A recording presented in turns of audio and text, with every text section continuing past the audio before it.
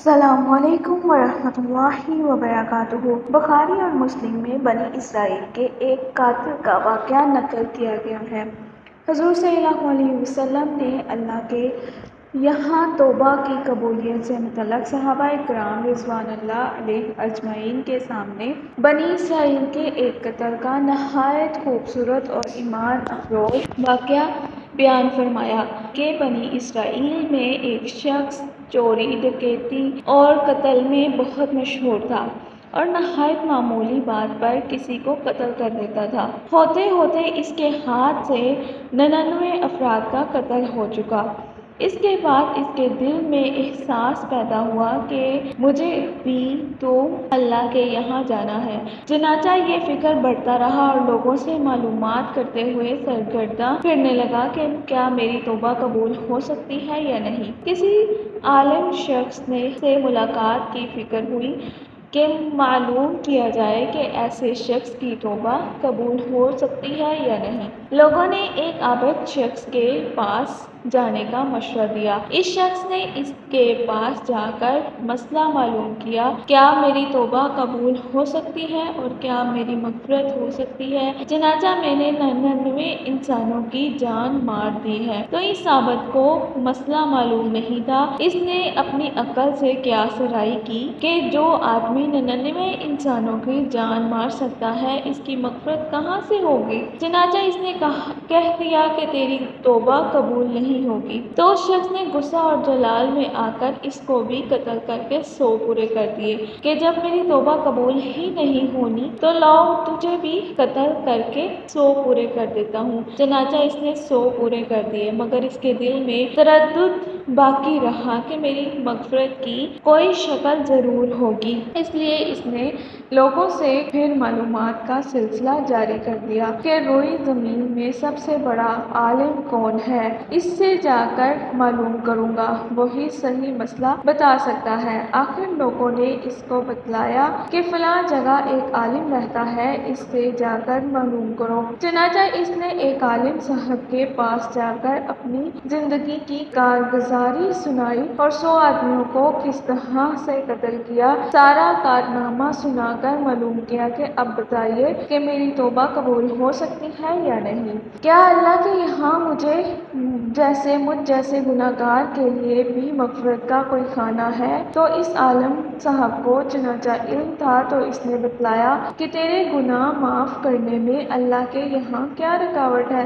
اللہ کی رحمت کا سمندر تجھ جیسے گناہگاروں کے گناہوں سے بہت بڑا اور بہت وسیع ہے۔ چنانچہ اس عالم صاحب نے مشورہ دیا کہ تم فلاں جگہ سفر کر کے جاؤ، وہاں کچھ اللہ کے بندے رہتے ہیں، ان کا مشغلہ صرف اللہ کی عبادت ہے، ان کے ساتھ مل کر اللہ کی عبادت کرو اور نادم ہو کر اپنے گناہوں کی معافی مانگو، انشاءاللہ تمہاری مغفرت ہو جائے گی۔ جب اس شخص نے آدھا سفر طے کر لیا تو ملک الموت آ گئے اور اس کی موت ہو گئی۔ اب اس کی روح لے جانے کا مسئلہ کھڑا ہوا۔ آسمانوں سے رحمت کے فرشتے بھی آئے اور عذاب کے فرشتے بھی۔ رحمت کے فرشتے کہنے لگے کہ اس کی روح لے جانے کا حق ہم کو ہے، اس لیے یہ سچے دل سے تائب ہو کر عبادت کے لیے جا رہا ہے، اور عذاب کے فرشتے کہنے لگے کہ اس کی روح لے جانے کا حق ہم کو ہے، اس لیے کہ اس شخص نے کبھی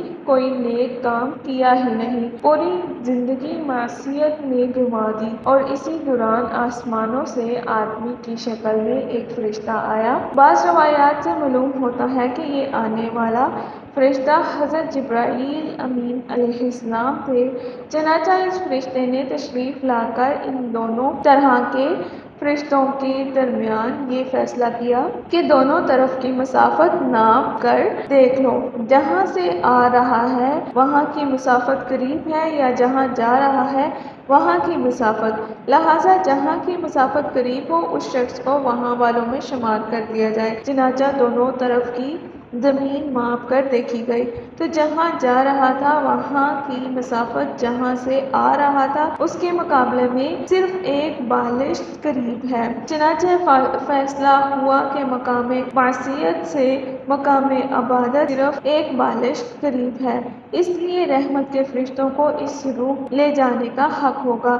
چنانچہ اللہ کی طرف سے اس کی مغفرت کا اعلان ہو گیا۔ ایک روایت میں آتا ہے، قتادہ رضی اللہ تعالیٰ عنہ فرماتے ہیں، حسن نے فرمایا، ہم سے یہ ذکر کیا گیا ہے کہ اس شخص کے پاس جب ملک الموت آیا تو وہ شخص سینے کے بل اس سرزمین کی طرف گھسیٹتا گیا۔ حدیث قدسی میں آتا ہے کہ میں اپنے بندے کے ساتھ اس کے گمان کے مطابق ہوتا ہوں اور وہ مجھے جہاں بھی یاد کرے میں اس کے ساتھ ہوں۔ اللہ تعالیٰ اپنے بندے کی توبہ سے اس سے زیادہ خوش ہوتا ہے جتنی خوشی تم میں سے کسی ایسے شخص کو ہوتی ہے جس کا جانور بیابان میں گم ہو کر پھر اسے مل جائے، اور جو شخص ایک بالشت میری طرف آتا ہے میں ایک ہاتھ اس کے قریب ہو جاتا ہوں، اور جو شخص ایک ہاتھ میرے قریب آتا ہے میں اس کے ایک بازو قریب ہو جاتا ہوں،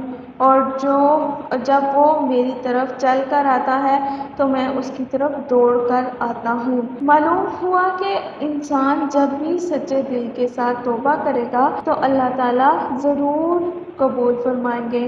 انشاءاللہ یہ واقعہ خصوصاً ان حضرات کے لیے حوصلہ افزائی اور معاونت کا سبب ہے جو کہ بڑے بڑے گناہ کر کے اب مایوسی کی زندگی گزار رہے ہیں، کیونکہ شیطان انہیں مایوس کرتا ہے۔ بہرحال گناہ گاروں کو شیطان کی باتوں میں آ کر مایوس نہیں ہونا چاہیے، بلکہ اللہ کی رحمت سے اچھی امید رکھ کے سچی توبہ کے ذریعے اپنے آپ کو پاک صاف کر لینا چاہیے۔ اللہ تعالیٰ ہم سب کو عمل کرنے کی توفیق عطا فرمائے۔ السلام علیکم ورحمۃ اللہ وبرکاتہ۔